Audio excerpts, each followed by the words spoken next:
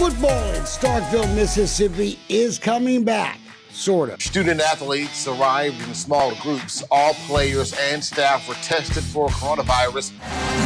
And the Pirate, he's ready to roll. We're a first-year staff, and so getting to know our players and identifying what their capabilities are and what they can do, I think is going to be key to us as an entire team.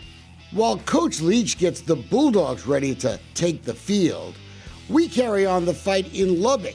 Can you believe we've been fighting there for 2.5 years in court? Just to get Texas Tech to finally tell you the truth about the 2009 football season and the firing of Coach Leach, cheating him out of $2.5 million. That's most difficult to swallow is you go out and produce one of the best seasons that the school's ever had and the best ones that they've ever had, period, successively, and then they don't pay you for the last season that you're there. It's one of the most unbelievable things that I've ever heard of in the entire history of sports. You know what else is unbelievable? We still have not gotten a single Texas Tech official under oath, and that has to change. We want Tech lawyer Ronnie Wall first. He's the one that's been overcharging us, making a mockery of the public records law.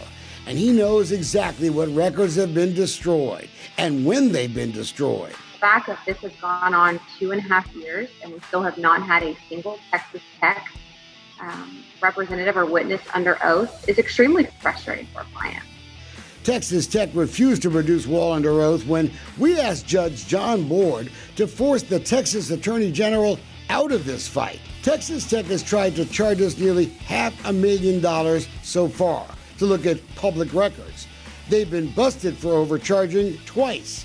Yet the Attorney General's lawyer, they're still helping them. We know some of the Texas Tech regents are illegally hiding phone records, and they're getting away with it. That's ridiculous. We believe that the Attorney General has a conflict of interest in this case because they're the ones that get to decide whether or not they overcharged for the document. So you're asking someone to make a determination about their own actions. That is a conflict. And they didn't like it when we confronted the lawyers you're paying to help keep secrets at a state university. Since we know that Texas Tech was caught lying about their investigation, that they illegally withheld records, that they illegally redacted records, how does the AG's office still in good faith represent you? Why don't you get out of here? Excuse me? You're going to ride we don't want to ride the elevator with you. Well, I'm going to ride it with you just because you said that. Okay? If you're going to be a jerk, why can't I ride the elevator?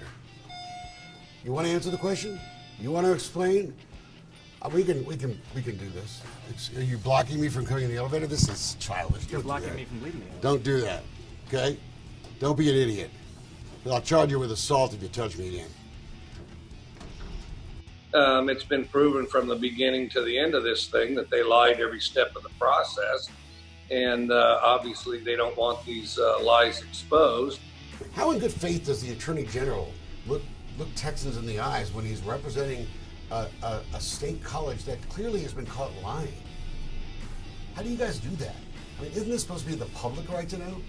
Mr. Dolcefino, the Attorney General's office does not comment on pending litigation, which I Well, think you probably know. Yeah, but doesn't it make the whole law kind of stupid because you're representing the very people that are lying and cheating? How does that make sense?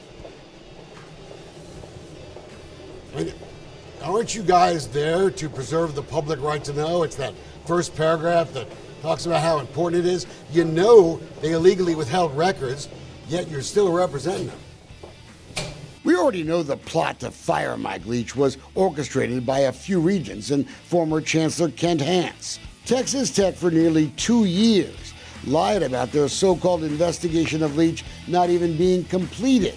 Documents we now have seen vindicate Leach, show he was fired simply for standing up for his team and a winning season. Leach is now considering a federal civil rights lawsuit based on the evidence uncovered by Dolcefino Consulting. It's a very simple issue. Coach Leach needs to be paid. He's always needed to be paid.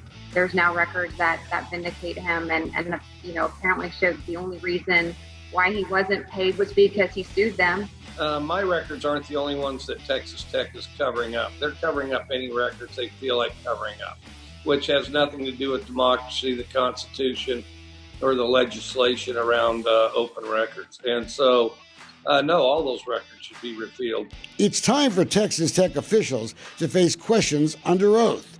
In July, we'll ask Judge Board to force Tech to turn over the records he told them to give us months ago. But Texas Tech now owes Mike Leach a lot more than money. They owe him, their fans, students, parents, taxpayers, the truth. Second down now. Deep strike. Got the big man. Crabtree pulls free. And touchdown. Red Raiders with a second to go. And it's hands down, far and away, no holds barred, not even close. The best era that Texas Tech has ever had and possibly ever will have. Texas Tech has not won 9 games in the last 10 seasons. Some call it the curse of the pirate. But while we fight in Lubbock, he's a visionary and a pioneer in the modern game of college football. Coach Leach gets ready for the SEC. You know, I think all of us are anxious to start working and doing what we've trained to do for so many years.